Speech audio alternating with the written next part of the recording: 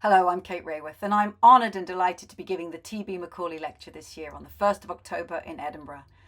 I'll be talking about Doughnut Economics and how we're turning it from a concept into practice. The doughnut, it's a possible compass for thriving this century.